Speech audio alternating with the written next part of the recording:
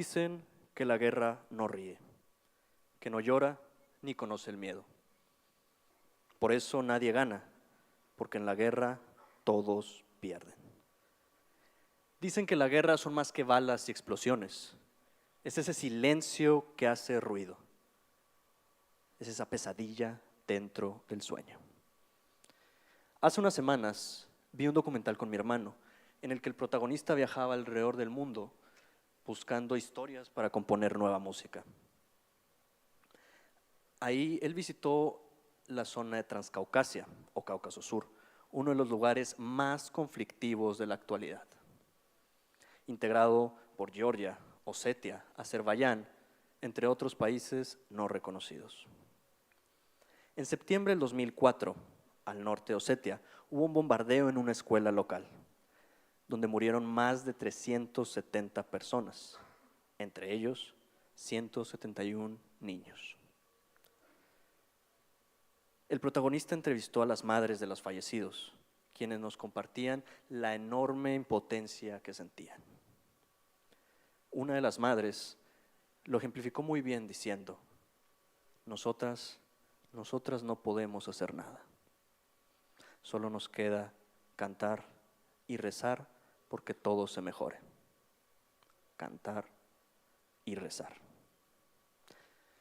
Después de eso, el protagonista viajó a Armenia, nombrado por algunos como el lugar del genocidio no reconocido, donde han muerto más de 1 millón de personas en los últimos años debido a conflictos armados. Ahí entrevistó a David, un pequeño que ha sufrido en carne propia lo que es la guerra. Él nos cuenta la historia de cómo una mañana que parecía como cualquier otra, mientras desayunaba con su familia, empezó un bombardeo en el pueblo, obligándolos a correr al sótano a refugiarse. Ahí, su padre lo miró a los ojos, le dio un beso en la frente, le dijo que lo amaba y se despidió de él para ir a apoyar a las Fuerzas Armadas. Nunca lo volvió a ver. David se quebró en llanto, mientras nos decía que estaba muy orgulloso de lo que su padre había hecho, pero que lo extrañaba mucho. En ese punto, y con un nudo en la garganta, miré a mi hermano y le pregunté: ¿cómo puede ser posible que mientras en algunos lugares del mundo estamos curando enfermedades o ayudando a las personas, en otros lugares aún haya gente matándose los unos a los otros? ¿Qué podemos hacer para detener esto? ¿Es siquiera posible acabar con la guerra? ¿O es parte de la naturaleza humana? Bueno, para responder esta pregunta necesitamos remontarnos 200.000 años al pasado con nuestro primo evolutivo más cercano, el Homo neanderthalensis. Este contaba con una capacidad craneal media mayor que la del Homo sapiens sapiens. Además, estudios anatómicos indican que contaba con una capacidad de razonamiento abstracto y de solución de problemas de manera organizada. Sí, eran más inteligentes que nosotros. Entonces, ¿por qué se extinguieron? Bueno, nosotros éramos más violentos. Sí, se piensa que este fue nuestro primer genocidio, la primer especie que extinguimos. Pero bueno, han pasado 200.000 años. Ya no somos los mismos cavernícolas violentos que éramos en ese entonces, ¿cierto? Pues viajemos de vuelta al presente. Es innegable que los deportes en la actualidad cuentan con una enorme carga de violencia. ¿Cuántas veces hemos escuchado frases como que el fútbol es un deporte de hombrecitos? O pasa la pelota o pasa el hombre, nunca los dos. Yo ni le entiendo al fútbol americano, a mí lo que me gustan son los golpes. El equipo que más pega es el que gana, etcétera, etcétera. ¿Y qué decir de la UFC o el box? Deportes totalmente centrados en la violencia. Rugby, corrida de toros, hockey, y la lista continúa y continúa. Pero Octavio, argumentarán algunos, yo nunca he practicado un deporte de contacto, yo no soy una persona violenta. Bueno, entonces veamos 10 de los videojuegos más vendidos de la historia. podemos notar que en la mayoría de ellos se encuentra como principal objetivo la guerra, la violencia. Minecraft y Mario Bros. No se centran en ello, pero para avanzar es necesario ir destruyendo a nuestros enemigos. Y Tetris fue un caso muy especial. Recordemos que en ese entonces su compatibilidad con diferentes sistemas de juego fue lo que lo hicieron ser el éxito que es hoy en día. Pero Octavio, yo nunca he jugado ninguno de esos videojuegos, ni practicado un deporte de contacto. Yo no soy violento. Bueno, pero ¿cuántas veces nos hemos detenido en el tráfico para ver un choque, solo por la curiosidad o el morbo? ¿Cuántas veces le hemos dado clic a ese video sangriento en Facebook? ¿Cuántas veces nos hemos unido en multitud para presenciar una pelea? O incluso podemos tomar como referencia la cárcel de Stanford.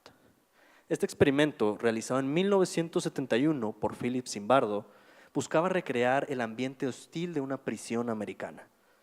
Se invitó a varios voluntarios a actuar como reclusos o como guardias de seguridad durante varias semanas. Bueno, el experimento se salió totalmente de control.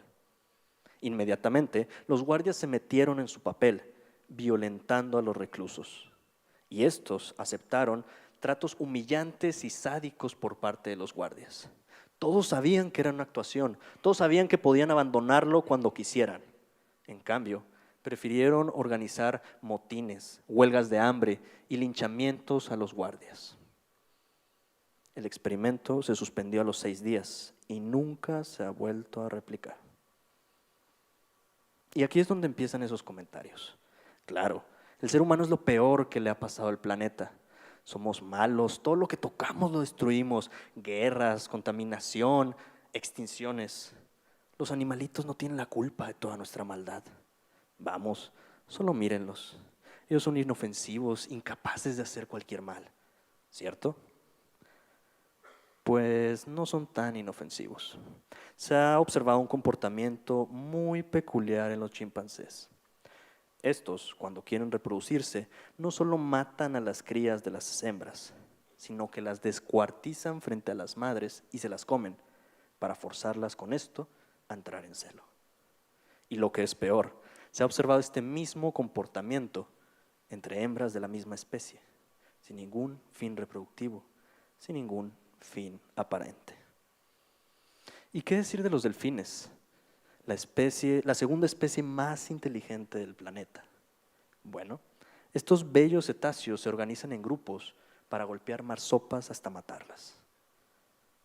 Las marsopas no representan un riesgo para los delfines, ya que no compiten por alimento, por lo cual hay 2 teorías de por qué hacen esto, ya sea solo por diversión o para practicar cómo matar delfines bebés. Exacto. Los delfines también practican el infanticidio para forzar a las hembras a entrar en celo. Bueno, es inevitable sentirse un poco abatido por este duro golpe de realidad. Todo parece indicar que la violencia es algo intrínseco en la vida misma. Y tiene sentido. La evolución siempre ha premiado los comportamientos violentos para de esta manera asegurar la subsistencia de la especie. Recordemos que el fin fundamental de la vida es nacer, reproducirse y morir. Pero estamos olvidando algo. Sí, estamos olvidando algo fundamental, lo que nos diferencia a nosotros del resto de especie que conocemos, la conciencia. Sí, nosotros somos conscientes de nosotros mismos y de los demás. Somos conscientes del bien y del mal. Hemos creado cosas maravillosas, como la música o la pintura. Estas actividades que encienden en nuestro cerebro las mismas zonas que se encienden por medio de estímulos violentos, nuestra amígdala. Ya no hay excusas. Hemos entendido que estimulando nuestro cerebro de la manera correcta podemos someter esos estúpidos impulsos e incluso controlarlos. Sí, desgraciadamente aún hay personas matándose los unos a los otros. Pero habemos personas esforzándonos día a día por controlar esos impulsos y buscando desentrañar los misterios fundamentales de nuestro universo. Como en Caradage, al sur de Francia, donde está en construcción el ITER, el quinto proyecto científico más costoso de todos los tiempos, un esfuerzo internacional por demostrar la factibilidad científica y tecnológica de la fusión nuclear, la misma fuente de energía que utilizan las estrellas. Sí, estamos buscando recrear nuestro Sol aquí en la Tierra, consiguiendo con esto una fuente de energía prácticamente ilimitada y con cero impacto ambiental. O en Ginebra, Suiza, donde está el LHC, el acelerador de partículas más potente de todos los tiempos, con 27 kilómetros de longitud a 100 metros bajo tierra. Aquí buscamos recrear el origen de nuestro universo y gracias a su trabajo hemos logrado remontarnos a 10 elevado a la menos 21 segundos después del Big Bang. Y en el 2012 fue aquí donde se comprobó la existencia del bosón de Higgs, ganando con eso el Premio Nobel de Física.